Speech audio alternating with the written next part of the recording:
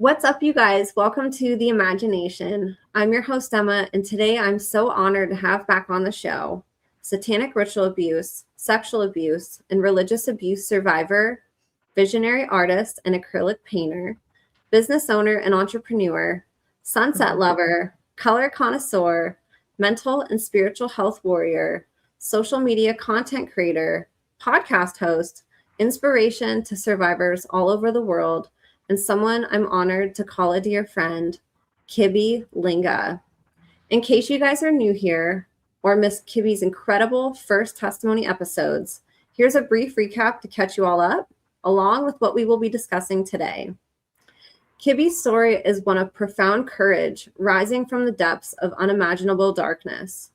Born into a multi-generational cult where her own mother served as high priestess and primary abuser, Kibbi endured ritual abuse, sexual abuse, religious abuse, and unimaginable cruelty from the very beginning of her life.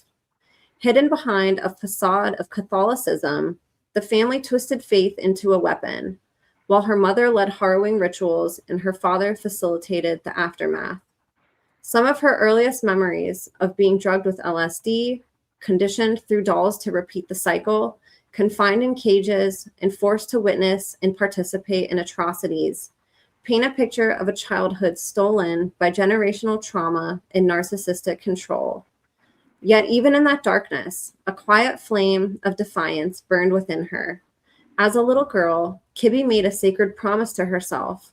One day she would break free, become an artist, and expose the truth. That promise became her anchor. Today, she is fulfilling it with breathtaking strength. In sharing her testimony, Kibbi courageously honors innocent lives lost to ritualistic and organized abuse, such as precious young Sam, whose memories she carries with tenderness and purpose. Every step of her healing journey has been hard-won, a testament to her resilience as she reclaims her voice, her power, and her future. Through it all, art emerged as her sanctuary, her rebellion, and ultimately her redemption. Painting became the lifeline that lifted her from despair, allowing her to breathe, create, and connect with the world in ways trauma once tried to silence. From those painted expressions of pain and triumph, Kibbi Linga Art Gallery was born, a radiant space where her canvases speak powerfully of survival, transformation, and hope. Each piece stands as living proof that even the deepest wounds can become sources of light, that creativity can rewrite the darkest scripts, and that one determined soul can break generational chains and inspire countless others to do the same. And this is precisely what you'll be hearing about more today in today's episode.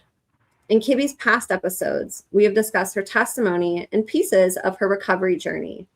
Today, years into her healing and recovery journey, she is finally experiencing joy, peace, contentness, and happiness in moments and in ways she never thought possible. With so many other survivors suffering today through similar recovery journeys through traumatic and extreme ritualistic abuse, the bridge between recovering memories and living life as normally as possible is an entire testimony on its own for those who walk that path. And Kibbi is here today to share her own journey of recovery, including where she looked to for help, how she navigated and overcame triggers and negative beliefs, how she stayed motivated in times where it would have been easier to give up or quit, resources that helped her along the way, the healing power of creativity and art, how she came to view her testimony as a privilege and gift to give others, and so much more. The journey to living life and integrating back into society for a survivor is an arduous road, but it's possible, and survivors like Kibbi are proof it can be done. Kibbi's journey reminds us all, no matter how overwhelming the darkness once was, the human spirit, when fueled by courage, creativity, and unwavering hope, can rise, create beauty, and light the way forward for others. She's not only surviving, she is thriving, creating, and shining as a beacon of healing and empowerment. Kibbi's unbreakable spirit is a powerful reminder that healing is possible, that voices silenced for generations can roar with truth and beauty, and that every brushstroke she makes is an act of victory. She is living proof that trauma does not get the final word. Light, love, and creativity do. She continues to shine brightly as a warrior artist, The world is brighter because she refused to stay broken and instead chose to become a masterpiece of resilience. So, you guys, without further ado, please help me in welcoming back today's guest of honor, walking miracle, voice for the voiceless, woman of God, anti-child abuse and survivor advocate, survivor and overcomer, the brightest light in the darkness, and a woman on a mission to continue to live up to the promises she made to herself as a child to make the world a better and safer place for all children. The one, the only, Kibbi Linga. Kibbi, it is such an honor to have you back on again today. Thank you so much for joining us for this really powerful conversation. Yeah, thank you for having me and thank you for the intro. I love your intros. Like just listening to it, it's like I didn't realize how far I've come. I think a lot of times like we forget or we're not really aware of how far we've come. And then listening to the trauma part, I'm thinking like I haven't really been thinking about my trauma much lately. So had a lot of feelings myself listening to the intro. I appreciate it so much. You're so deserving of it. And it really is incredible to see how far this journey can take somebody. Healing's a never ending journey. And I think that's where it can sometimes get frustrating or feel like you're not moving forward. But when you look back and you're able to reflect on how many years you've been going, the fact that you never gave up, and then to see, I mean, what a victory that trauma isn't what you're consumed with all the time now, that there are spaces of normalcy, that there's things that feel happy and joyful. It's amazing that there's people that could meet you now today and never guess for one moment that you went through even a single second of what your testimony encompasses, so just such a big testament to you. So I'm excited to have this conversation. So I thought we'd start by reverse engineering your testimony a little bit. Like I said in the intro, for people who missed Kibbi's testimony where she shared in depth about her childhood, I'm going to have that episode in the show notes. And we also did a follow-up episode and covered more detail on that. So you guys can go back and listen to those. And I thought we'd start today, Kibbi, by sharing that moment in time where your healing journey sort of began, which for a lot of survivors is when they begin contending and remembering what they forgot about their childhood or kind of stuffed down. And so I wanted to start there and just see what that moment was like for you when you did start to recall all of this and put pieces together and actually sit with what you went through. And then we could kind of talk about how you navigated getting through all of that. Okay. I think I'll go back to when I was 23 and I'm Okay. 38 now. So for context, that was 15 years ago. And I grew up in Wisconsin and there was something in me that knew I needed to get away to heal. And so I tried Florida first and then I came out to Los Angeles and that's where I had the resources. And I was so brainwashed into thinking that none of it happened. That was just my experience and that I was the problem. So when I was 23, I worked my first 12-step program, AA, and I stopped like all substances, whatever. I was like stone cold sober from like 23 to 30, but I was miserable and I would joke around with people like it was a joke. I'm like, I don't remember age 0 to 10, and I thought it was funny. And I had like disordered eating, control, like issues with food that just replaced the substance stuff. And really, I just got sicker and sicker. But in my head, I was like, oh, well, I worked that first program, so I'm mentally healthy. So there's just like a lot going on in my head. And also at the same time, I knew that my compulsions regarding food and controlling food and all that was to defend my parents. Like, there was something in me that was like, this isn't normal. This isn't who I am. I believe I'm doing this to defend my parents. And so after like 6 years of being sober and in just so much more pain, I was then 30 and I started another 12-step programs. And 12-step programs have just been a really great resource for me because they work for me and they also don't cost, they're not gonna drain my pocketbook. And so I knew where to go. So I went to OA, which was for food because I was controlling my food. And so at this point, that's my second 12-step program. And then when I got to step 4, it was like taking a personal moral inventory, and it just started to hit my trauma because my whole reasons for the food was because of, well, trauma. So when I got to that personal inventory, it was like flashbacks were coming up like popcorn. I went to the emergency room for one. It was 2019 was like quite the year for me. And then I found ACA, which is like a 12-step program. I wish it was called PTSD Anonymous, but it's not. And it really looks at like child dysfunction and why we are the way we are today and how to overcome that. And that program really, really has been my main pillar along with other resources um, since I've been 30. So, yeah, so that's basically how.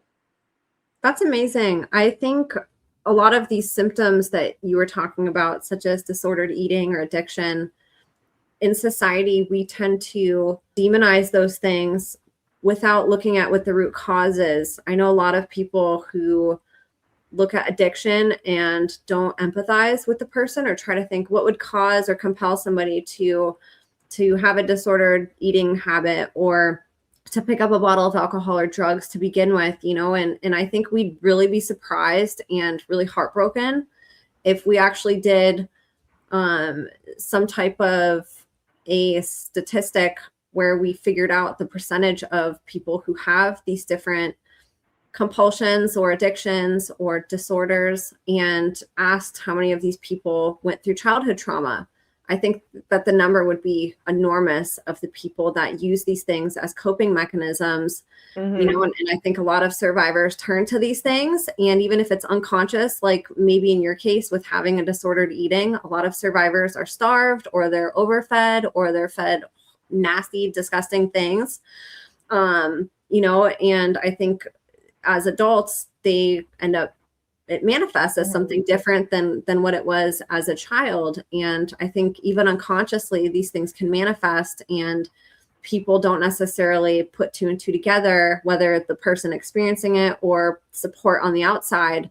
We just look at somebody and think, gosh, like, I can't believe that person would choose, to be addicted and to ruin their whole life. And, there's not a lot of support out there for that. And so one of the things I wanted to ask you, when you were realizing that, hey, I want to make a change or I'm not happy with how I am, what inspired you to go get help to begin with? Because I think some survivors can also feel very shamed around those things. And so they continue the cycle of abusing substances or just coping with their eating disorders and don't want to reach out for help because of the guilt and shame that accompanies it. I actually was like on a trip to meet a friend who I hadn't seen for 5 years. And I I was acting like so disassociated. Like I was on the 405 driving 40 miles an hour. I forgot where the entrance to the hotel was, even though I'd been there 5 times. I was just so discombobulated and like disassociated from like the present moment. And he was so convinced that I was on heroin or on a drug, and I was, like, not on a drug, and I even went home from the trip early, and I just remember driving home, and I'm like it was a huge reality check for me, like, somebody in my life who I care about, even though I haven't seen him for 5 years, thinks that I'm on a substance when I'm not. And like that was just a huge wake up call for me because it was like I couldn't really deny my compulsive eating or eating disorders or disordered eating any longer at that point. It was like almost like he like subconsciously called me out for it, even though he didn't know. For me, it was like, okay, like this is a problem if I'm engaging in this compulsion and other people think I'm on a substance. And so I told myself, if I do it again, I'm gonna go get help. And I did it again, and I stuck to my boundary, and then I went to OA, and then even then it was like hard. Like, what's my incentive or motivation to continue? Like, I was kind of holding on by a thread, but then after the trauma memories started coming up, it was like clear and evident to me that unless I faced my trauma, I was going to continue engaging in self-destruction, and that self-destruction was going to kill me. And so I looked at it more as like a life or death situation. And did you notice, or I should say, how long did it take before you noticed that the symptoms started to not be something that was so compulsive for Okay, you? that's like a great question because actually in the rooms of 12 steps, and although they work really well for me, they're not perfect. Nothing is. And a lot of people would say things like, I was born with this disease, and that never sat well with me. And so when I got to my fourth step and I started to remember my trauma, like it wasn't difficult for me to understand that my eating compulsions and disordered eating was caused by my trauma because why else would I be remembering it? And sure enough, like it's 2026 now. This was in a 2019. Like I am an intuitive eater. I don't have body dysmorphia. If I gain 10 pounds, I laugh and I maybe, like it's gone. Like I don't have disordered eating or any like control over food issues, which is, and I take that for granted because it controlled my life for so long. Yes, and it's something that can just keep spiraling out of control and manifest in deeper and Yeah. darker ways too if it's not coped with.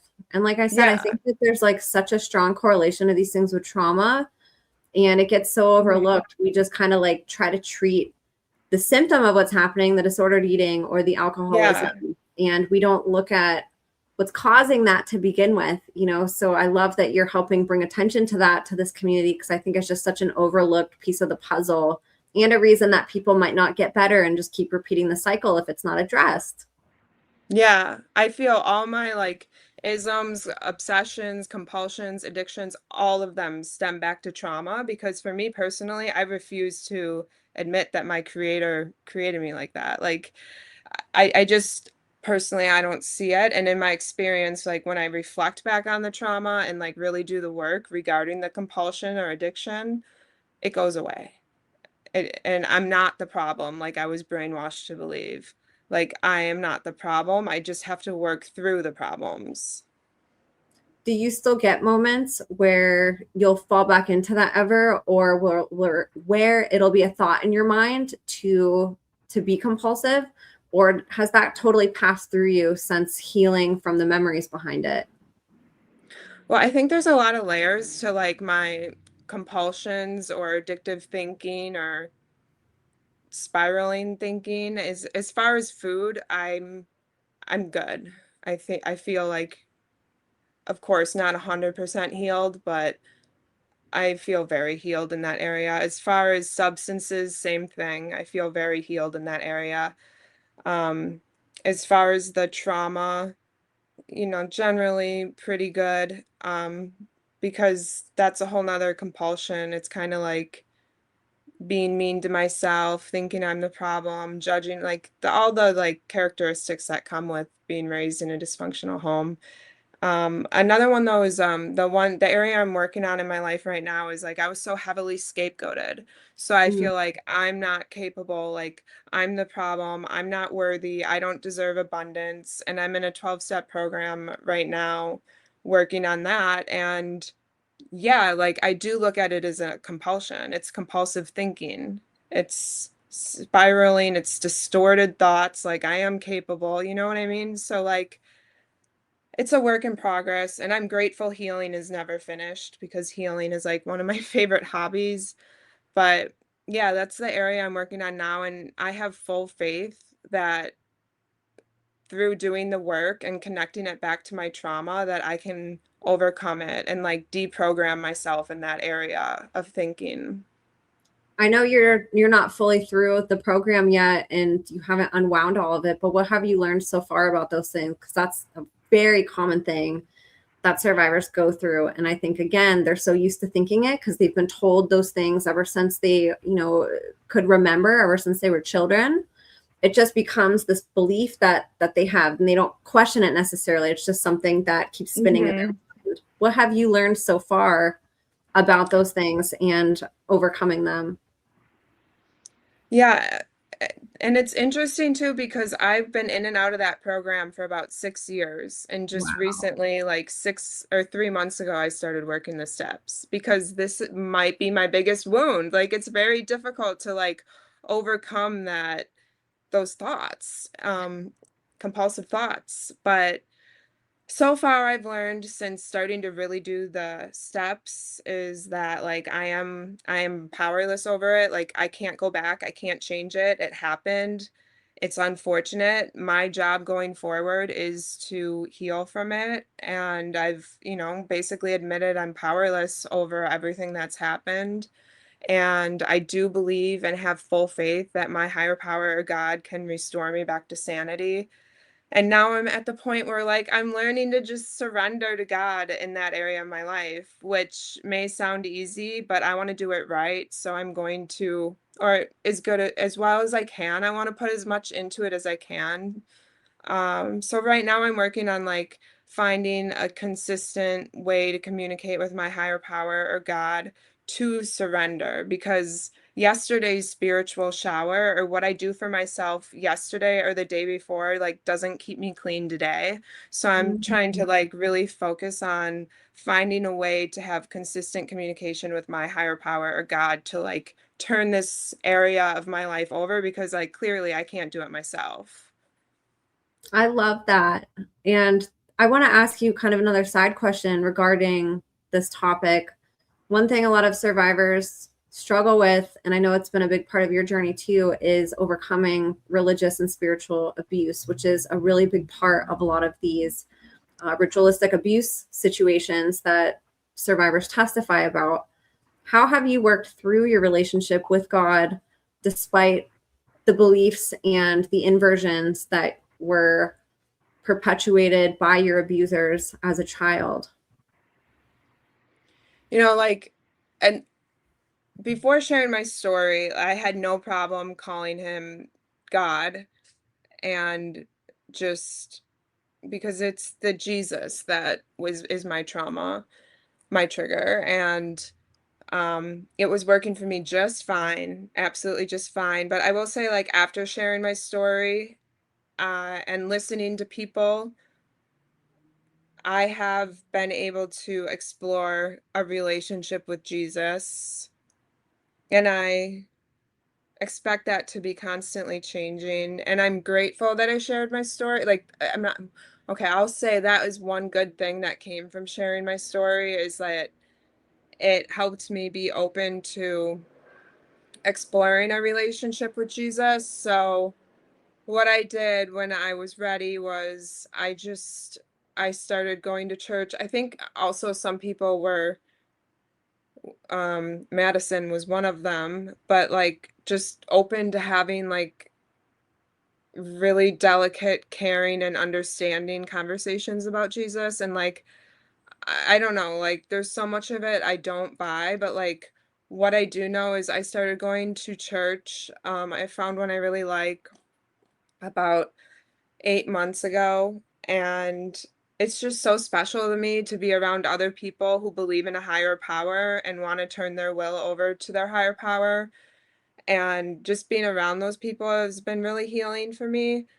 And also it's, like, kind of helped me develop a relationship with Jesus. Like, I don't know, like, I just like, I don't have the answers in that area, and that's okay.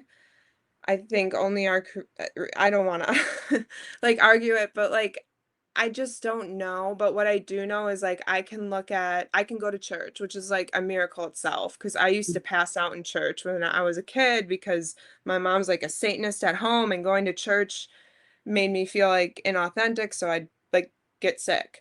And, like, just going to church and getting a lot out of it is, like, reclaiming a lot of the spiritual abuse, and then I kinda just, like, made up my own little thing that works for me about Jesus. Like, I look at him as my brother. Like, God or my higher power, like, gave me Jesus as an older brother because from what I've learned about Jesus so far, his behaviors are attractive. Like, I more so wanna follow Jesus's behaviors than anything else because from what I've learned about him, his behaviors are, like, what I want. They line up with, I guess, what I believe in morally. Like, I think they're just precious behaviors. and actions. So you can essentially separate some of the spiritual and religious stuff that is harder to get through in the beginning and focus your attention on things that aren't triggering, such as behaviors, things that you like about him, and Mm-hmm. things that weren't involved in your abuse, to start building a relationship, and then sort of reverse engineer it and work through some of the spiritual stuff by going to church and connecting with people and studying him. Would you say that that's kind of a way that you got around that in the beginning? Yeah. And it also like it feels really good to be in church too, like in regards to my family, because it's like I get to feel something that they never get to feel unless they miraculously heal. Like it's just such a gift to be around other people who love God and to sing and listen to music and listen to a sermon by a pastor I trust. Like that is something my family won't get to experience, and it's like reclaiming a little bit of justice too, I suppose. How did you find a safe church that you felt comfortable in? Did you find it right away, or did you have to troubleshoot that a little bit and go into a couple different churches until you felt right? I thankfully found it right away, just Oh, on Yelp, bless closest you. churches. I know, I don't know how, if I don't know where I'd be if it was like a triggering church or, any other church. I'm just so grateful I chose that one. That's amazing. And speaking of triggers, that was actually something I wanted to talk to you about today, because that's something, you know, you don't even have to be a survivor to of these things that you went through to have triggers, but Mm. extreme abuse and ritualistic abuse survivors often have many triggers, and it can be very debilitating to them, to the extent of not being able to get a job, not being able to have relationships, or even go out in public. I've even had survivors come on here and talk about, how they couldn't even go out around Halloween time or around holidays because all the decorations were out, and they were just kind of at home, like so debilitated. And so I wanted to talk to you about triggers of any kind that you have gone through, whether religious, whether things that come up that remind you of the past, and how you got through those moments that just threw you off and felt really destabilizing. Well, some I've done more work on than others. Um, the solstices and equinoxes were like important days for my mom, and those are always triggering, but you know what? I just make a phone call for somebody who knows me well, and that's never I don't like those days, but I get through them. Um, the Jesus trigger, I I think that is one thing that sharing my story has really helped me with. Um, I still get mad when people say, "If you don't pray to Jesus, you're going to hell." But I I kind of already explained that one. Um,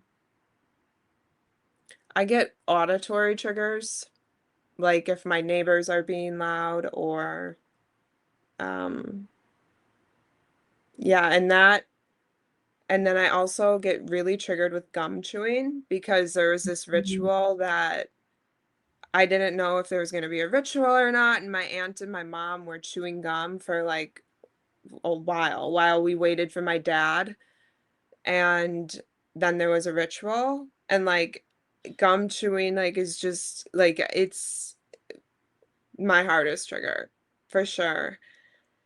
And I actually just started EMDR for that. I I I don't know how to get through that one. I might try hypnotization. I might try exposure therapy. But I haven't been able to get through those from just like a spiritual way alone, through the gum chewing and the auditory, just like loud noises I can't really help. But yeah. So let's see what other triggers. I'm sure there's more.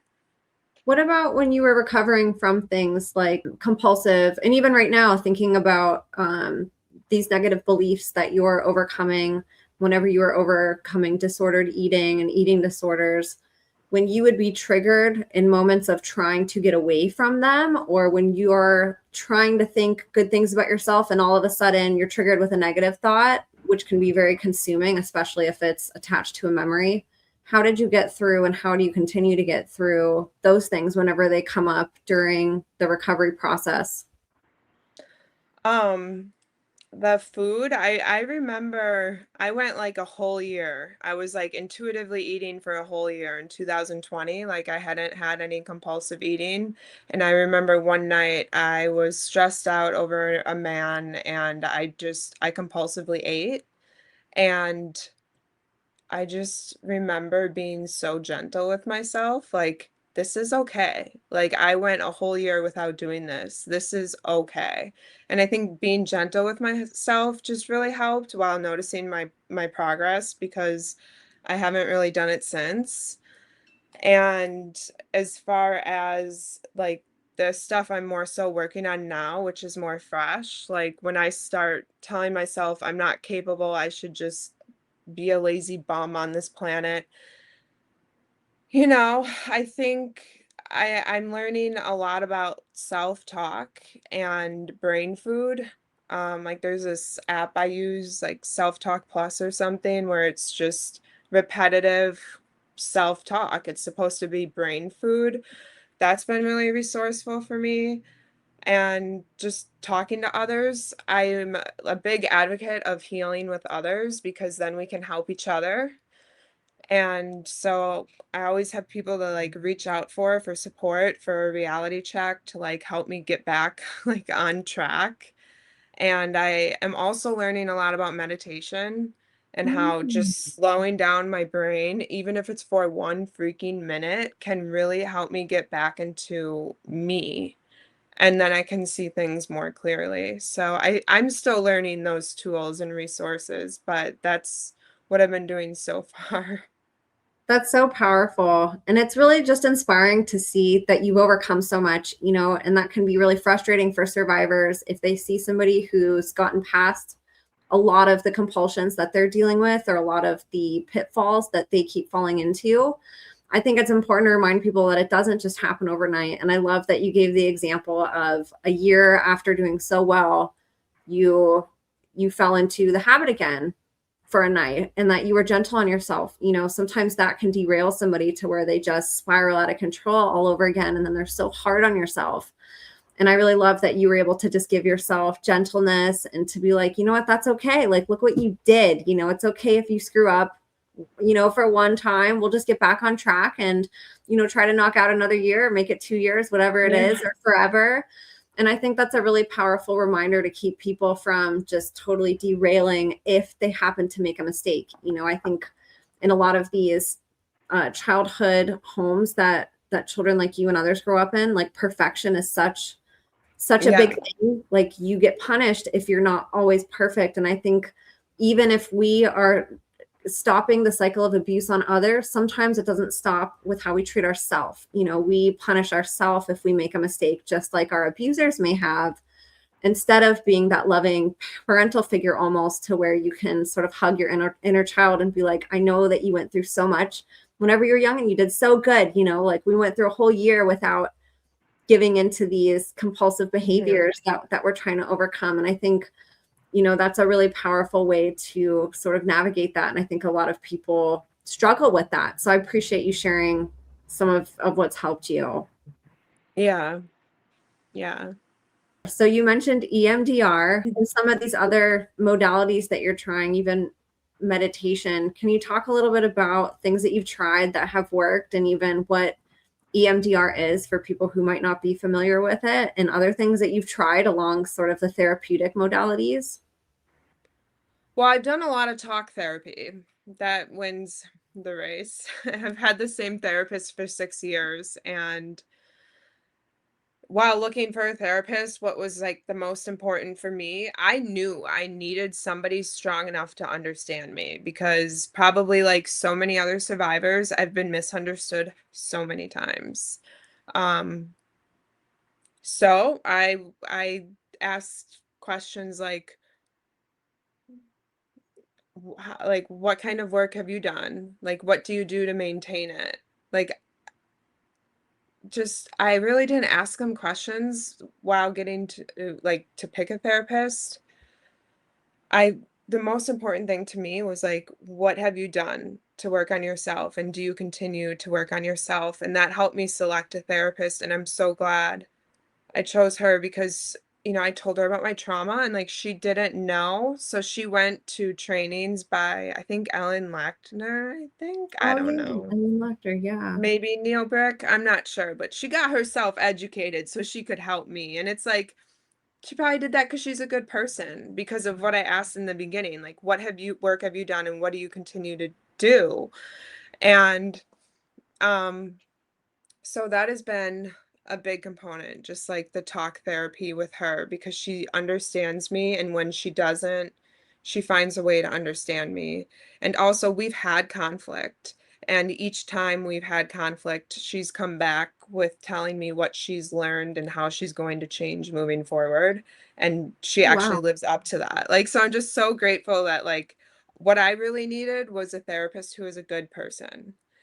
And so that's helped a lot. And then just recently, we've gotten to the EMDR about my gum chewing because I'm starting to do more in my life where it's actually affecting my life. Because if I have to be around people, which I am often, and one of them's chewing gum, I go in flight or fight. So we recently have just gotten into the EMDR, which is not the most comfortable thing for me to do because I have to go back to the ritualistic memories, which I'm not really in this era of my life, I'm not focusing on.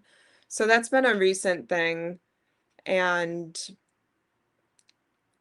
like all the other triggers, I feel like have had mostly a spiritual remedy. Um, just the way of life, I guess, or just the way things worked out, or but with this one, it's a little bit, I feel like I'm gonna need a little bit more of science or like something else. And I'm starting to have faith that I'll get over this trigger, but even that alone, because this has been one of my biggest triggers, gum chewing. It's so crazy. It's actually so crazy, but that's what happens with trauma. 100%.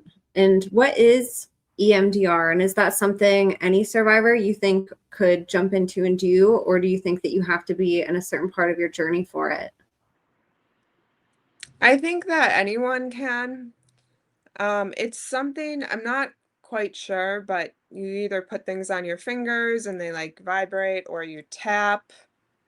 There's probably more ways to do it, but the therapist gets, for in my experience, my therapist like gets questions. She asked me questions before, and then she tells me like where to go, like, okay, what happened on this day? What do you remember? How do you feel? Then we go in another direction. Then we come back to the feelings and see if they're the same feeling. Like, for example, I went um in one of our previous sessions, I was going over like a ritual, and it was like in the beginning I felt so, and this was like the gum chewing ritual because I'm working on that trigger. In the beginning of the ritual, I just felt so like disgusted and sad and ashamed. Then, she asked some more questions, and then she came back and she's like, okay, how do you feel now? And I'm just like, my family has a lot of mental illness. Like, it was just more of like a neutral feeling versus, or Mhm. even sensible feeling. Like, it is more sensible, in my opinion, to say my family is extremely mentally ill than like, I'm the problem, like I need to do something, stuff like that. So I don't really have, my answer is very abstract. I think it just somehow goes back in there, like it's like some type of like mental or spiritual surgery using this technique. And yeah, it may or may not work. I'm in the beginning of it. But if it doesn't, I'll be trying something else. That's neat, though, that you found something that could take the charge, even in that moment of reliving that memory, which can be, something.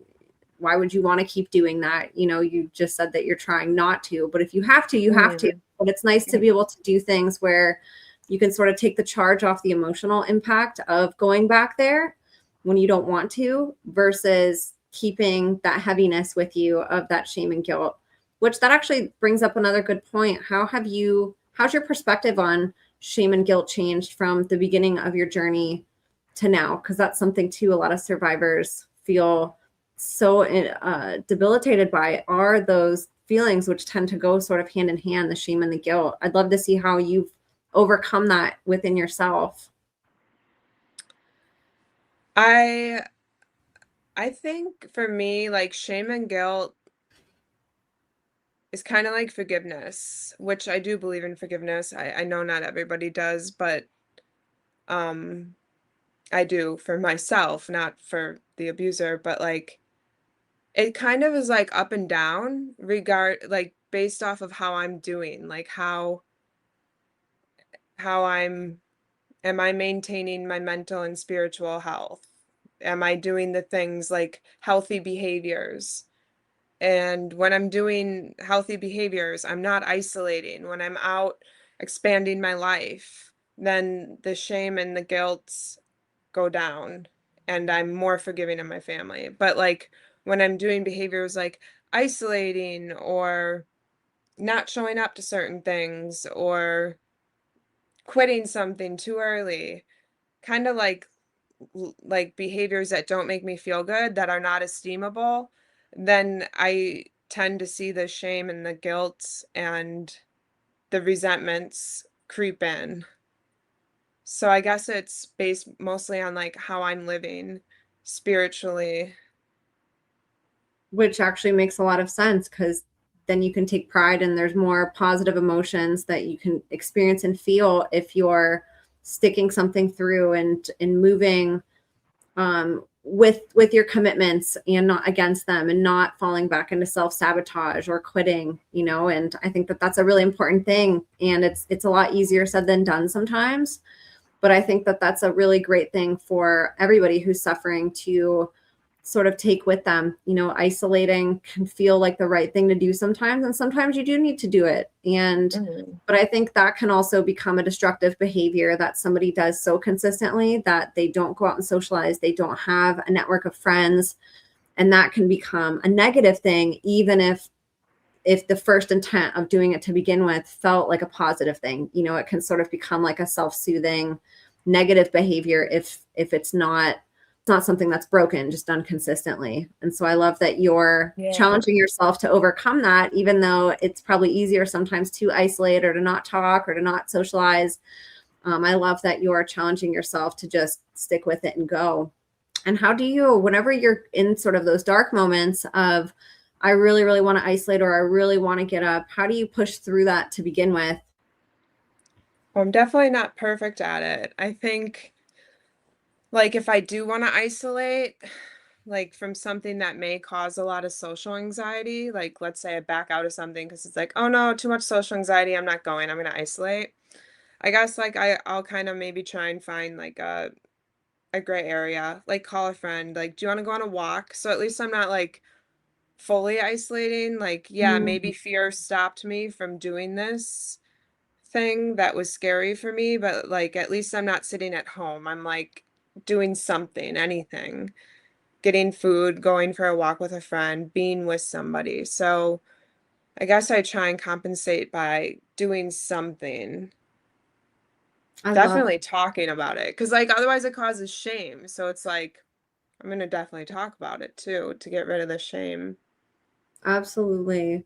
I love that. That's a really good idea. I think, as humans, we can sort of be this all or nothing where it has to be all in. And we just beat ourselves up if we don't follow through with our commitments or if we quit early. And I really love that you can still do something. If you don't feel right or it doesn't feel good doing the full commitment, do half the commitment, or like you said, call a friend and do something with them instead of with a whole group of people. You can still overcome the obstacle. It doesn't have to be this sort of, win or lose. You can have that gray area. And I love that you called it that. Mm-hmm. And so on your journey with the 12 steps, going back to that, so you sort of started there, and it ended up really cracking your life open and helping you remember things. That helped you feel safe. It got you into socializing and being able to open up and to contend with what you went through. What transpired in your life as you started moving through that? Did you start being able to have healthier relationships? Did you notice your life beginning to change outside of the 12 step? And how did that look for you going through it? What changes happened in you internally and then externally in your world? Oh my gosh, there's so many. I can't recite them all, but I know in the beginning, like I was super into art, which was great because it was helping me heal. So, Mhm. but with that being said, I was just super into expressing myself in all areas of life. It was like I just escaped a cult where I was brainwashed and had no choice. So for like 2021, 20, or like for 19 to 22, I was just expressing myself. And then um I overcame then like a year later I shared my story.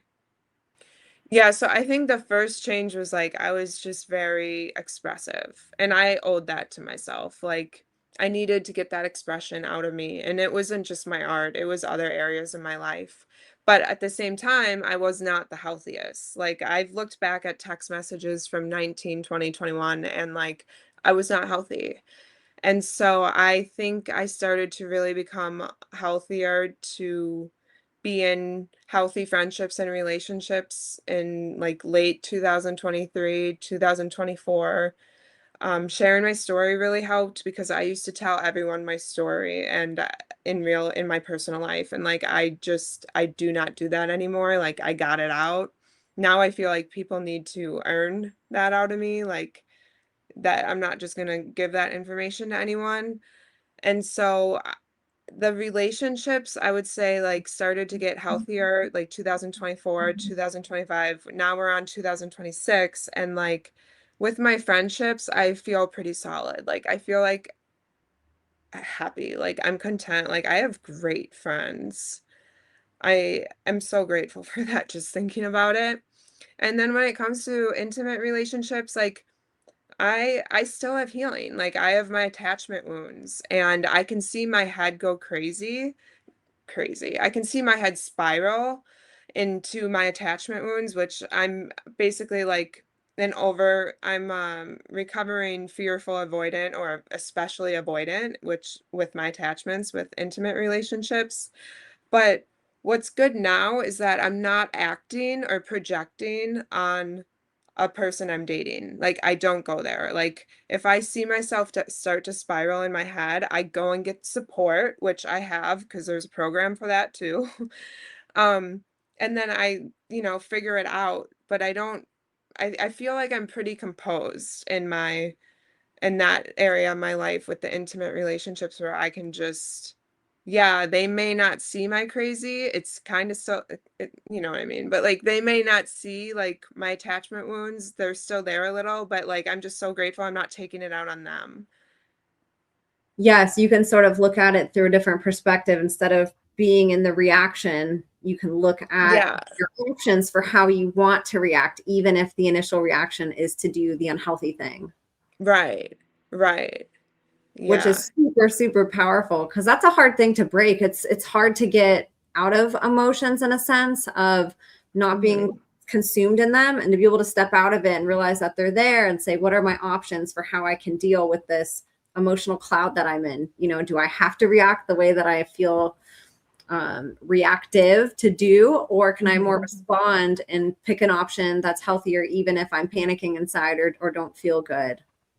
Right. Because like the 3 paragraphs of vomiting emotions like never gets anywhere and I'm just so grateful like I trust myself so much like not to do that type of behavior anymore. Like what I say is with intention. And I really, really, really love something that you just said a little bit ago too, with that you don't give your testimony to just everybody anymore. That somebody has to earn it. Can you talk a little bit more about that? Because that's powerful. Yeah, I mean I'm really working on expanding my personal life and I used to, like I said, tell so many people, not everybody, but just be so open about my story and now I'm getting to a point where like they need to earn that. Like, that is such valuable information about me, and it's not the internet where I'm using a pseudonym because Kibbi Linga is not my real name, and I'm so glad I did that. But like, this is real life. Like, and I'm not going to just tell somebody something like that unless they've earned it, because otherwise I just don't see how it benefits the relationship. And even if they've earned it, I'm like coming to learn myself. I had a big learning experience. I told a really good friend about my childhood trauma that I've known for 6 months. I just intuitively felt like it was time because she was missing context and couldn't figure me out completely. So I'm like, all right, I'm just going to tell her. And I told her details, not many, but like details about my trauma, and it really affected her. Like, she didn't know about ritual abuse. She was just like, it almost felt like her world like temporarily turned upside down. She had to go, she didn't have to, she chose to because she's a good friend in person, but like she went schedule a few or a therapy session or two to like talk about it, like, so she took care of herself, but like it deeply affected her. I'll say that. It deeply affected her, it hurt her, it made her question her own faith. Hmm. And I don't know like what I'll do going forward, but like that was just like confirming my belief that people need to earn this. Not just for them, but for me too, because if I tell them too early, they may not take it seriously because they don't know me well enough. And that's just not fair for anybody. And then even when they do earn it, if they earn it, I'm getting to a place where depending on the person, as I build relationships, you know, and find more intimate friends and people, like, even if they do earn it, quote unquote, like, for some people, it may just be in my best interest to be like, I'm a satanic ritual abuse survivor, ritual abuse, Ramkoa, whatever you want to call it. You can look up on the internet like what it all means. I encourage you to watch a testimony, but at this point in time, I don't think it's healthy for our relationship or beneficial for me to tell you the details of my own childhood. So, That's yeah, really it's powerful. I think like it was such a big part of your life and so many other survivors' lives. Some people went through it, you know, for 50, 60 years before they broke free. I mean, it's your entire life for so long. And even when you're away from it, it's something you're constantly healing from and having to face, whether it's Mhm. the good aspects of healing and the victories, or how you were saying in the EMDR, having to go back sometimes and face the bad things.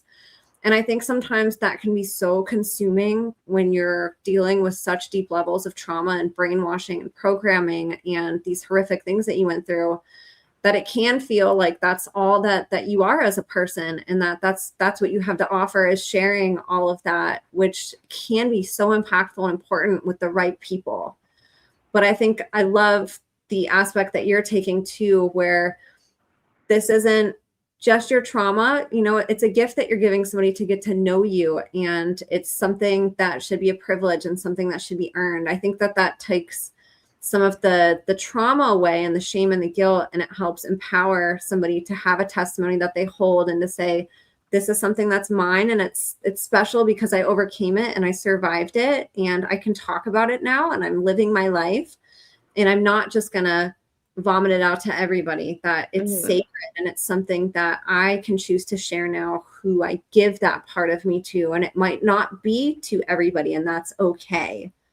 And I think that's Yeah. also important when you're trying to, like you said, integrate back into society in a sense. And if people are confused about what that means, it's, you know, going from being a trauma survivor coming out of a cult to going to therapy and going to 12-step programs, and like that's your whole life, to okay, I want to work and I want to have relationships and I want to do these things and travel and, you know, do these more normal-ish things. You know, I think that's also important, that you can separate it in a sense and be able to live your life and have relationships where that's not the topic of conversation all the time, and that you can go have fun and live in moments that are outside of the trauma also. And I really love that you're allowing yourself to experience that. Yeah. Me too. I'm so, so, so grateful for it. And I can always go back to the internet and be Kibbi Linga because, like I said, it's a pseudonym. So it really doesn't affect my professional or personal life because not many people see it. Yes. And so how has this perspective also affected your online persona? Because you have been sharing your testimony for years, whether it's on your account, you've been on really big podcasts, you've been on podcasts like mine that are a little bit smaller. You've shared your testimony a lot on your own YouTube channel and on your TikToks and Instagram. How has having boundaries affected your outlook now on how you want to show up online and who you share your testimony with? I feel like I have such a bigger backbone regarding that. If I come back online, I haven't been active lately. I would love to help others, but I just haven't gotten the clues from my higher power or God to like the go signal and then how to do it. Like I just want to do what God wants me to do and I haven't figured that out. But so that I may do that one day. And then as far as sharing my story, like how do I feel about it all? Like I learned a lot. And I won't go back out there and share my story unless it's mutually beneficial for me. Like I'm not going to go on a podcast again, like a big one in particular, and share my story unless like I'm getting a GoFundMe, unless it's mutually exclusive, like I'm getting compensated for it. And I know there's controversy around that, like, oh, then she's only sharing her story for money, or survivors are going to make up stories for money. And like, that's really not my problem. That's up to the viewer to have discernment. But for me, like, I have learned in my recovery to put myself first. And I'm not going to put myself in a position again where I'm just giving, giving, giving in the public domain and then not feeling like it's mutually exclusive. And I'm well aware that like not everybody will agree with me, and I'm totally okay with that. And that's where I'm grateful for my backbone, because I know that about myself, that like sharing and sharing and sharing my testimony because I felt like it was my duty after a certain amount of time. Like the beginning was a different story. That was like to heal, but to continue and not have it be mutually beneficial is just not okay with me. And I don't even know if I want to, but if I do go back out there and share my story, I won't do it unless it is mutually beneficial. So that's kind of how I feel about it right now. And I want to just talk about that for a little bit because that is a controversial subject, but I don't think it should be for a lot of reasons. A lot of podcasters aren't putting tender love and care into how they present this information, and it can often be sensationalized. It can be edited to sort of be different than what the survivor had initially talked about, and the messages can be different. Or the podcast could bring on people that are against our movement and they're profiting off of it.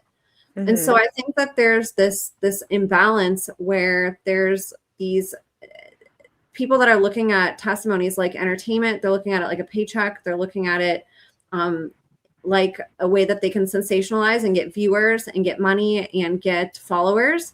And that ends up happening, but it comes sometimes at the expense of the survivor, you know, how they twist the stories, how they might not give the opportunity for editing or for the survivor to have a say in how their story is presented at the end. And then also to make money off of discrediting this movement, or to have people on that are against believing in dissociative identity disorder, or against believing that satanic ritual abuse or ritualistic abuse happens.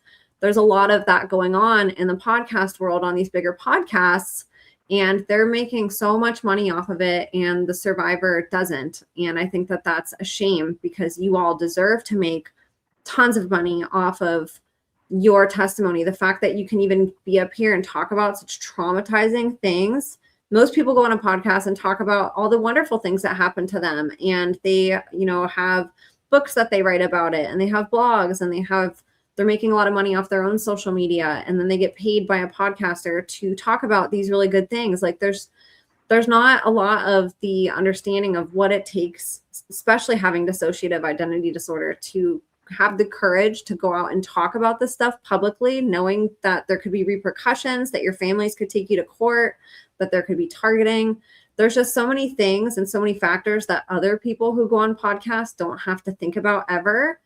And I think that there's a big gap in what we're giving back to people like you who do come on and share these really vulnerable moments of your life, especially when some podcasts are making millions and millions and millions of dollars a year off of YouTube, off having multiple platforms. And they're doing it in a way that's sensationalizing and not bringing authentication to these testimonies in a way that benefits the survivor and the movement. They're doing it to benefit their show, their followers, their viewership, and to create viral content instead of honoring you for coming on and then making you somebody who's making money and, you know, getting followers. Like, that should be our goal, is like, if we're bringing you guys on, how do we how are we going to support you for coming on? You know, how are we going to send people your way so you have more eyes on you? How are we going to grow your business that you have? And unfortunately, that doesn't seem to be the goal of a lot of these podcasters. They're more about the clickbait, the followers, the viewership, the viral potential of the content. And it's been really driving me crazy being a podcast host who's like really trying to stay rooted and like bringing reality to this. I mean, it's a, like, I make like no money off of doing this. I'm funding this from my own pocket, and I'm grateful to, but it really makes me mad to see the opportunity that some of these podcasts have to really make a difference, to really support survivors. And they are sort of being selfish with it in a way that benefits them. And it's not transferring over to being, like you said, mutually beneficial for the guests that they're having on. Yeah. Like, every healthy relationship I know or acquaintance is mutually beneficial. Yes.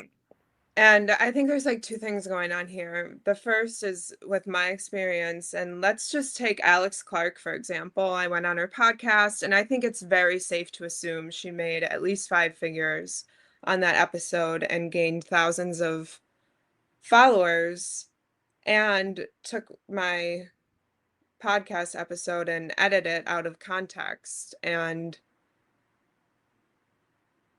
that, it's unfortunate. It's unfortunate for survivors. We don't know better. I didn't know better. I can't really point a finger and blame Alex or that podcast host, because I agreed to it. But what I can say is that I've learned from it.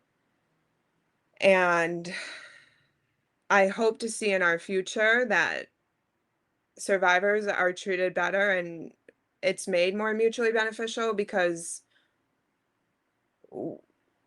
we're growing a life. We're building a life from scratch. And, you know, I was vulnerable, and yeah, I take full responsibility for agreeing to do such a thing, to go on such a podcast, but the lessons I learned from it are very dear to my heart and well learned. And the second thing, like, you as a podcast host, and I think I've tried to encourage you in the past, like, make some money, like, who cares about the noise? There are people, like, I think his name might be like Isaiah Robbins. I don't know much about him, but there are people in the conspiracy theory movement that are making so much money. Why is it that you're a podcast host in the conspiracy theory movement? It just touches more dear to people's hearts or psyches because they're actually personal testimonies. So what is the difference between you, who's actually doing, like, deep, in my opinion, I mean, you tell me, like, it seems like deep emotional labor to, like, help survivors be heard. Like, what is the difference between you and these like the the creators that think differently than mainstream media? Like, to me, there's no difference, and I encourage you to find a way to monetize off of this so that it is worth more of your time. And I just give you a lot of um I think it's amazing how you keep going without getting like a substantial, like, something to make it worth your while. I'm not talking like 10, 20,000 a month whatsoever, which is what a lot of content creators make or more, but something to make you feel appreciated at the very least. So I'm a I big really advocate of like this whole community we have going on here. I'm a big advocate of it being more mutually exclusive or mutually beneficial versus like exploitative. And whether, like I said yes to a podcast that I felt exploited me. Yes, that is my responsibility for saying yes. But that doesn't defeat the fact that that doesn't erase the fact that I felt exploited. right. 100%. And I think that that's also like a really good lesson for other survivors too who want to speak out, is to really own your story and to choose to ask questions and to make sure that your story is represented how you want it to be represented, and that it's not going to be torn apart and edited. And I have, I'm not going to name who, but there's a few survivors in the community now who are beginning to have payment options. If somebody wants to interview them, it comes with a cost. And again, that might not be That's something that good. everybody agrees with, but I agree with it. Tons of people, like I said, that are going on and talking about their successful businesses are getting paid thousands and thousands of dollars plus flights, plus hotels from big podcast hosts to go on a podcast. And survivors are just expected to put their entire trauma on the internet for free, knowing that their families could come after them, or, whatever kind of danger that it could potentially put them in. The risk is just incredible, and there's not protection, and not that any dollar amount could pay for and, heal what you've went through. But we make biographies number one at the box office. How many biography movies, blockbusters, best, I don't even know what it's called in cinema, the equivalent of like a best-selling book, at the movies. We do that all the time historically. I used to go watch those whenever I was into watching movies and stuff. And books, how many biographies? There's whole sections of the library of biographies of famous people and celebrities and athletes and influencers in history and presidents. And, we celebrate that and we'll pay for it anywhere else. But whenever it comes to survivors, for some reason, I don't know if that's the trauma of survivors thinking that maybe they're not worthy of having compensation. And so then it sort of becomes a trauma that gets projected. I don't know what it is, but I want all of you to be compensated for your courage to come forward and say what you've went through as children and to help us heal. Just this episode alone is going to help people get through some of the hardest times in their life. And like, it could save a life. What price tag can you put on that? You can't, Right. But you guys all deserve to have your stories, quote unquote, monetized. Everybody else in history has done it in every other faction of society, and I think that there's no greater testimony worth that than hearing a survival story of overcoming the impossible. And so I think that that's amazing that some survivors are now taking ownership of that, or wanting some type of mutually beneficial, whether it's compensation or otherwise, just something that's going to help make the relationship and whatever happens afterwards beneficial for them too, despite everything else that they have to go through in order to share their testimony. And I think that all of you, you guys left a lot of times families that were going to offer you inheritances or resources or homes or some type of living. They're going to take care of your cost of living somehow. And a lot of survivors walk away from that and they end up homeless, or they end up having to, like you said, start from scratch. And there's not government assistance like there is for veterans or for other trauma survivors of whether war or something else that involves PTSD. And I think that we need that. We need to compensate somehow. And if the government's not going to provide those types of programs, we need to encourage survivors to want that for themselves and to fight for that, whether with a podcast or otherwise. And I love that you're stepping into having those boundaries with yourself, because you deserve that. And like, I wish I could pay every survivor that comes on here $1 million, maybe one day. Maybe one day, but you absolutely deserve that. And I think that that's the very least that these really big podcasts who are making tons of money and who, like you said, off one episode could make, 5 figures. It's just crazy to think of that. But that's the reality of these big podcasts. They're making millions of dollars a year off these episodes. And, oftentimes it's at the expense of the mental health or the exploitation of the guest. Right. And I understand too, like podcasts typically don't pay guests to go on their podcast. Mm-hmm. However, like with survivors, I think that is an exception, but even so, like they probably wouldn't get paid a lot. And that's where I'm like, a GoFundMe is like, I think the best case for a survivor right now because it is like very true in my experience, like sharing my testimony online, like I'm 99% sure got me cut from my mother's will. And here it's like, I know I have to like rebuild this life from scratch. And I'm sure so many can relate.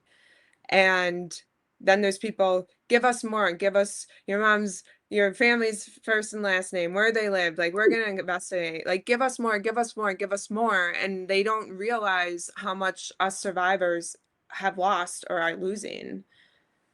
Without getting anything back. Mm-hmm. And that's where my new backbone and just general rule of thumb is like mutually beneficial or no. Yes. I love that. I love that both for speaking out and in personal life. I love that you've been able to look at your testimony like something that you're giving somebody who deserves it, instead of treating it like something that you're ashamed of, or something that you should just talk about to everybody because it's who you are and it's what you went through. Really as a gift to give that. And we have a lot to learn from all of you. And I think that's a really great sort of lesson on how somebody can move from being a survivor and like really embracing that, but also wanting to have a life outside of that if that's something that they desire, like you do. Not everybody wants to be an advocate their whole life, or write books on things that they went through, or do podcasts their whole life. Some people want to get married and have kids and move away from some of the stuff that they went through as a child and have a life away from that. Yeah. And I think we talked about that a little bit before we clicked record. Like, there's so many different ways a survivor can choose to live, like whether it be stay in the survivor community, keep advocating, keep creating content, art, whatever it may be, or not speak up about it at all, but speak up to trusted people, or kind of like what I did, which was share my story. And at this point in time in my life, like I'm focused on building like the best life I can with my day-to-day interactions. Like no way is the wrong way. And like that's the beauty of healing. Like we get to do what works for us. 100%. And that's a really powerful place for a survivor to be, to have that decision when your whole life was really, controlled, and the decision making was taken away from a lot of you. I think that's a really powerful position to get into as an adult, and to say, how do I want to use all of this? Like you said, you can't go back and change it. It happened, but now you can choose what you do with it. And some people will want to go online. Some people will want to become therapists or become advocates for the community in some fashion or way, and other people won't. And that's okay. You're not obligated to constantly share your testimony if it's not something that you want to do. You can have a life outside of it, and you can go get married and have kids and have quote unquote normalcy, and integrate into society. And that's beautiful too. And we should be encouraging survivors to do whatever it is that their heart desires, and that there is, like you said, no right or wrong way to do it. Yeah. Really inspirational, Kibbi. And so for you, going through the 12-step, you get to sort of these points where you're making breakthroughs in your healing. You're breaking through some of these compulsions. You've gone to therapy. You're on an active healing journey. Where did the art come in? At what point did you decide to start like really pursuing that as something that you were doing a lot, instead of maybe here and there? I think it was like May 2019. I went to the emergency room in late March for a flashback. And when I came back, it was a huge reality check. Like, I knew I had a lot of feelings and memories that needed to be purged, put somewhere. And so I started painting. I think I remembered my childhood dream. Went to the art store. I was like, what do I get?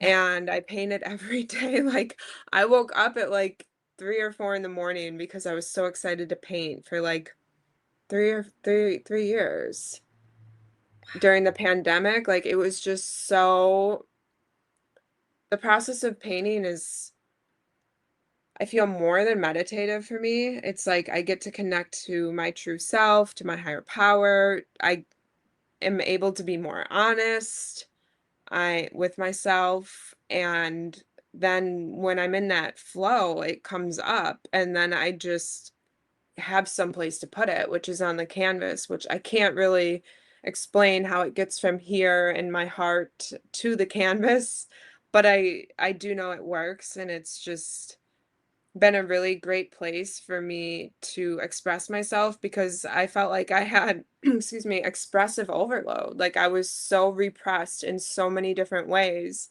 that after facing the demons and figuring out what happened to me as a child, I had so much to just get out of me.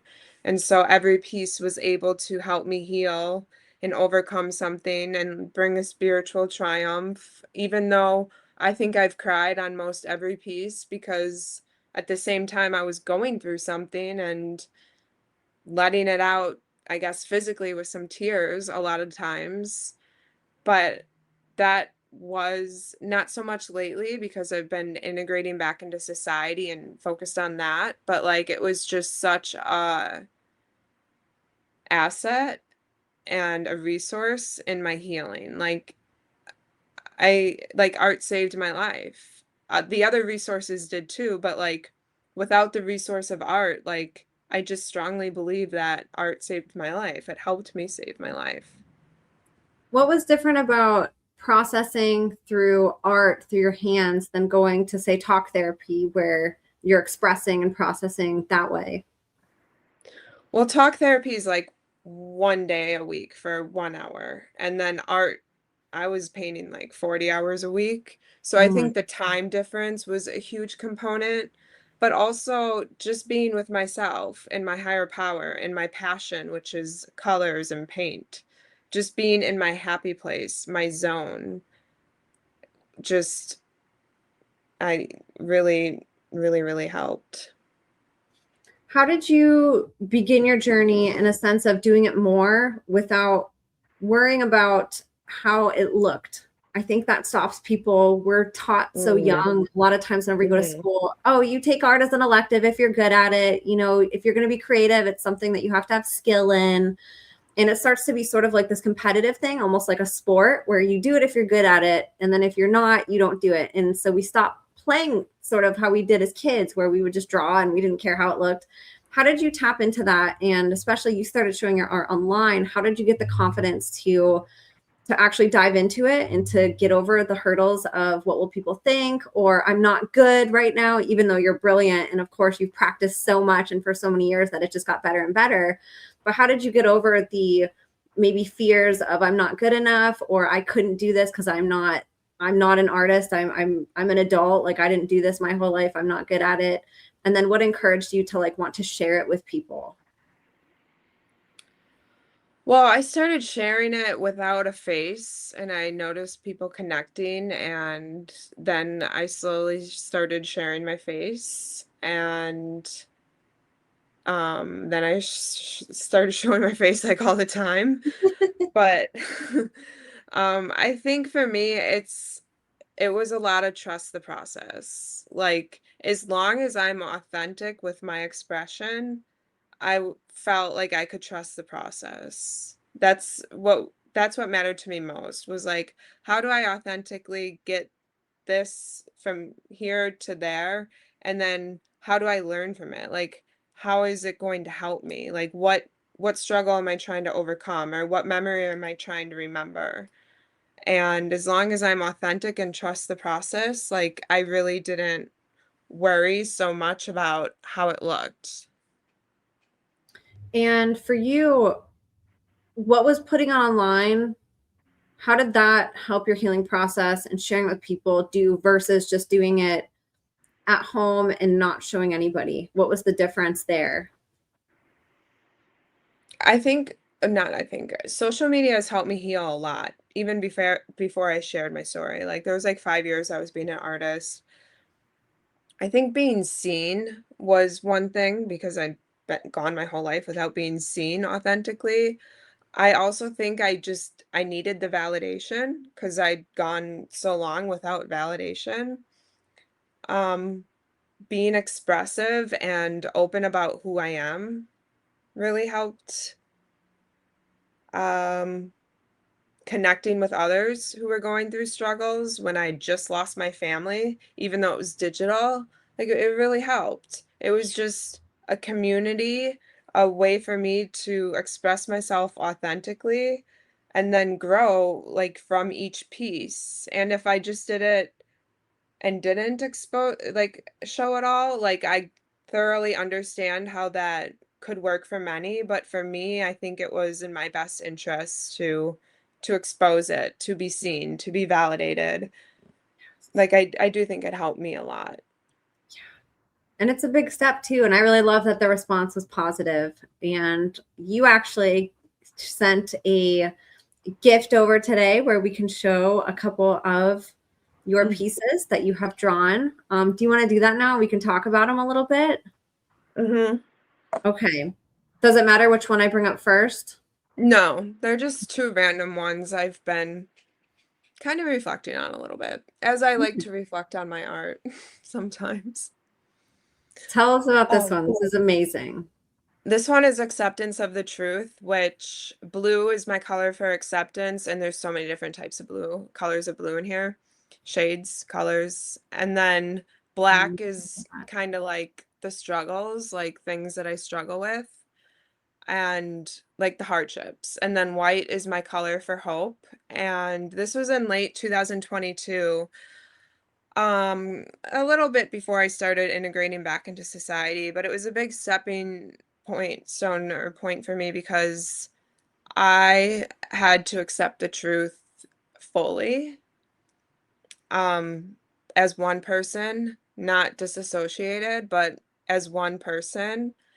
And I reflect back on this piece semi often because sometimes I think if it wasn't for this piece where I allowed myself and did the work, and it's a continue work in progress, or it's I continually have to do this work, but like just having acceptance of the truth and like what happened to me has really helped me start to, for me at least, want to live a more private life where I integrate back into society. So sometimes when I'm struggling with integrating back into society and building the beautiful life that I am, like I get to reflect on this piece and remember that it used to be worse because I used to be disassociated from the truth. And now, as painful as it can be, at least I can own it and I can accept it and I can, most importantly, move on from it. So it's something I get to reflect on that gives me a little bit of strength when I am struggling, because this was a really painful, believe it or not, piece for me to make because I didn't want to accept the truth and what happened to me fully. Like, I'd much rather be a semi-disassociated or in denial, but this piece I look at as almost like a token for me to moving on from the things that have happened to me in the past and going for things that I genuinely want, like the true Kibbi wants. Probably the Kibbi, if I didn't have any trauma, wants. I get to do those things and focus on those things now. And it all comes back to like accepting what happened. This piece is stunning. And it's like the more you look at it, the more detail you can see with all the shading and how each one of these streams that comes out of the centerpiece, they're all different. They're all shaded different, colored different. I mean, it's just incredible. When you start these, do you have a starting point? Do you start like right in the center and then build out? Or how does it come into being the full picture for you?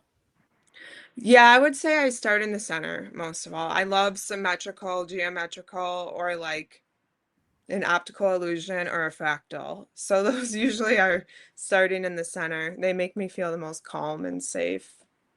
I love them. And this does, I think with the colors that you use too, it elicits that calm and safeness. And I noticed at the bottom here, there's 3 streams that kind of come off the page, the black that leaks into the border. Does that have any significance, or did that just feel right to do at the time? Oh, that's just, I took the picture like on a stand. So Oh, I that's not see. part of the, Okay. yeah. Gotcha. Okay. Then there's a wall in the background. It almost looks like Yeah. there's a border to it. Okay. That makes Oh, sense. yeah, I see that. Yeah, this piece is stunning. And then you shared one more with us. So I'm going to bring that up also. Ooh, and the background with this one is beautiful. This one I've been reflecting on too, because it's called I Love Choice, because before I started working on myself and my recovery, I was brainwashed so much that I didn't have choice. Like I was living this robotic life to defend my parents. Like I was scapegoated. I just was not Kibby. I was somebody else. And after I started working on myself, I think this was like 3 years in, I realized like I have choice. And not only do I have choice, but I have an infinite amount of choices. And I look at choices as a gift. And as you can see, there's like so many different shades of gray. And I did that intentionally to show like I have an infinite amount of choices. Like there's so many shades of gray. Like I don't need to live in the black and white anymore. I don't even want to. And also like this piece reminds me of my personal preference to surrender my will over to my higher power or God, because some may think that like that's being dependent, like that's being weak, but in my experience, when I surrender my will and my power, just my life over to a higher power or God, it actually brings me more independence, individuality, it brings me more authenticity, and it brings me so many more choices. And I'm not afraid of being dependent on a higher power or God or turning my will over, because in my experience, it's helped me so much. And when I reflect on this piece, I see that too. Like when I surrender my will over to a higher power or God, because my will doesn't work. Like I was in denial for years.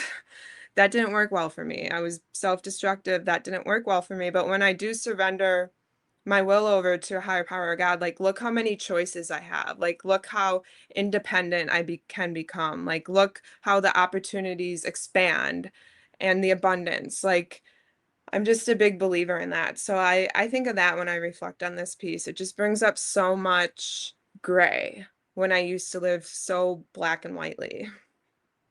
That's amazing. It's neat hearing the stories behind these. They're incredible to look at, especially like you said, with the symmetrics and the geometrics to it.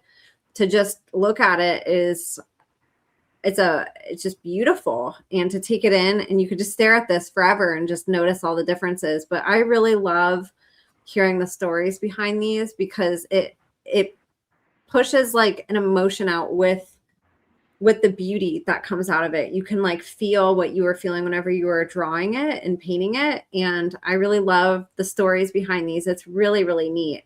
And the good thing is also, for people watching, you, like I said in the intro, you have an art gallery. And even though art isn't your main focus now, you have so much going on in your life that's beautiful, and art is a piece of that, but you've built so much into your life as well as the art, which is amazing for you. But you have a gallery where you sell these paintings, and these amongst others. Do you want to talk about your website a little bit and where people can support you with this? I think we can just put in the show notes. Okay. Yeah, absolutely. Do you want to just say what your website is? Sure, it's kibbylinga.com, and there's some originals on there, but I also got really into creating like apparel. Windbreaker jackets and shoes are my favorite. And then Cool. bedding, like pillows, blankets. So if anyone's looking to add some like healing vibes or happy vibes or vibrant vibes to their space, I encourage you to check it out, because I got you covered there. Do you have, is it one page where all the paintings are, or is there a certain tab if people like the ones that they saw today that they can find those ones right away? They can find them on the website, although I only have prints of those ones right now, like wall prints or apparel or yeah. Perfect. So Oh my goodness. Yeah, your art's amazing. I just get kind of lost in the spiraling out from the center. There's just so much to look at with all the layers that you put into it and the colors and the detail and the shapes and just really beautiful. And I love that art can give us those emotions, that it can feel sad or it can feel rageful, it can feel healing, it can feel loving, it can feel comforting.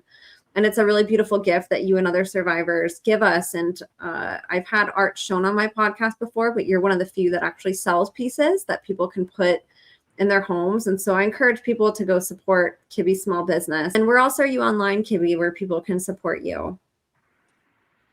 I'm just on the major TikTok, Instagram. I think that's it. YouTube. We can put it in the show notes.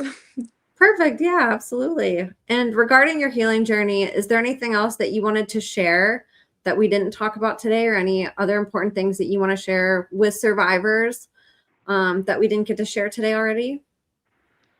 The only thing that comes to mind really is I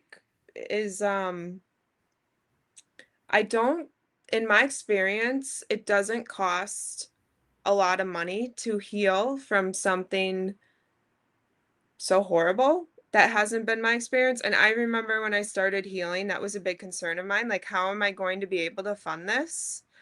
But after being resourceful, it just took being resourceful and a little bit of advocating for myself. And other than paying for my art, I really haven't spent a lot of money on healing. So if anybody is like me, how I was in the beginning, where I thought I needed tens of thousands or hundreds of thousands to like heal from this, like that hasn't been my experience. And if even anyone like wants help to get started, they can reach out to me and I can share what resources have worked for me.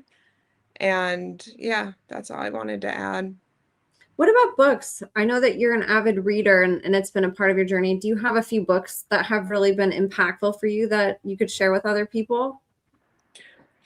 I'm an Audible person. I'd have to look at my library, Yeah. but on the top of my head, like there were some really good books in ACA. It's a 12-step program. Like one was working the steps, one was like getting over like the nasty traits, like how I treat people and how I treat myself. Like how am I going to overcome that? Like how am I going to get better? Like there's a whole book about that, a Oh, workbook. wow. And then one was about becoming your own loving parent. So there's a lot of literature and books and workbooks in the 12 steps that have really helped me. And other than that, I think my main go-tos, I mean, it depends. I My main Melody Beatty, which rest in peace, Mm. and Gabby Bernstein, both of them have also worked 12 steps, so maybe that's why it resonated with me. Um, yeah, and when it comes to attachment stuff, there's a lot of good resources out there because one thing about healing are attachment wounds, which show up in friendships and intimate relationships. Um, Aaron Doughty is a good one. And I go from one to the other because there's so much to learn. But the resources are out there. So, yeah. And if people were interested after hearing your testimony about 12-step programs, where could they go to learn more about that? Um, well, research, like asking what 12-step programs there are. And then each 12-step program has like symptoms of this. They call it a disease. I prefer to call it disorder because disorder is a state of confusion, which has hope. You can come out of it. But for each program, there's like symptoms. And I would say if you relate, check out a meeting. But I'll also say, and unless you're in Los Angeles or New York or a somewhat busy city, it may be hard to find a meeting. Mm. So there are so many Zoom meetings, and although not ideal, I have seen so many people recover that way. I think Zoom can really, really help but for me, I'm in Los Angeles, so it's easier to go to in-person meetings. But yeah, so that's what I would suggest. Just It's trying really out cool now, all the meetings. different ways that we can connect online. I know, like you said, it doesn't give the personal touch, but some survivors aren't ready yet to like be immersed like in a big like social environment. It can feel a little bit safer maybe, you know, to just be in a Zoom meeting first, check it out, and then actually go. If there's one nearby, they can go see it. But if not, that's wonderful that they offer Zoom meetings so somebody doesn't necessarily have to drive to a big city just to go to a meeting if they're interested in it. So I'm guessing that they probably have websites in different cities and ways that people can find it, right? Online. Yeah, just Okay. like, yeah, the name of the program and then the city. Perfect. Well, Kibby, this is amazing. It's so amazing just to see from the first testimony to hear what you went through to see where you're at now and to be able to catch up with where your life is a little bit and where you're heading and the things that you're working on. And man, just what a transformation that is to see how far somebody can go whenever they commit themselves to wanting to heal and to overcoming all of those barriers and limiting beliefs and compulsions and disorders and all the different ways that childhood trauma affects us and how that manifests in adulthood. You're just such an amazing living example of what can be on the other side of that, that there's a light at the end of the tunnel, that it's not just all suffering and doom and gloom and darkness, and that that's part of it, but that there's so much more to life and that you can still experience a fulfilling life and a life filled with love and friendship and support and healing and things to look forward to. And I think a lot of people that are suffering right now are going to get a lot of hope and inspiration. And you're going to be the one after they hear this that makes them want to keep going, just like how you had instances where you needed that pick me up and that inspiration whenever you wanted to quit or whenever you felt that you couldn't keep going or whenever things got dark. So I just thank you for continuing your journey. I know that your focus has really been on creating the beautiful life that you want for yourself. And I'm so happy for that. And I love all the content that you've created online that people can still go watch and that you're still creating. And the artwork that you've done. And I just thank you with all my heart for all that you've done for this community and for survivors, and especially for yourself and for that little girl for living up to that promise that she made to herself so long ago, that you've committed to that and you brought that to life. And now you're helping her, you know, live the life that she was denied as a child and getting through all the barriers and obstacles that try to prevent her from ever getting there. You know, it's just really amazing to see the woman that you've grown into. And, you know, that little girl would be so proud of you looking at you right now in the future from when she made that promise, you know, to be able to bring that to life is just amazing. So thank you for everything that you've done and that you continue to do.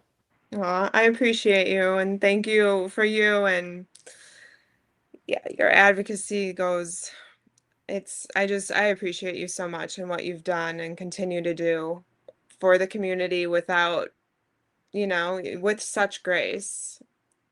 So Thank you, thank you. Kibby. That means so much to me. And I know everybody else is going to be really excited to hear from you and to catch up with you. And especially outside of the episode that we just did, talking about the loss of somebody in the community, which was Madison. And hopefully if you guys didn't watch that episode, please go watch that too and just hear different sides of what we were talking about today, you know, what survivors face when disclosing and, you know, how difficult it can be and the challenges that arise with it and all the loss that we end up having. So I hope that you guys please go watch that and help us honor Madison. We created a whole episode just for her. I'm also going to have Kibby's other episodes that she did on this podcast in the show notes, as well as her social media and her website. But please pick up some of her art too and hang it in your house. It's a really happy thing whenever you guys can look at something with such meaning and purpose and victory. So with that being said, you guys, thank you so much for listening. God bless you all, and we will see you next time.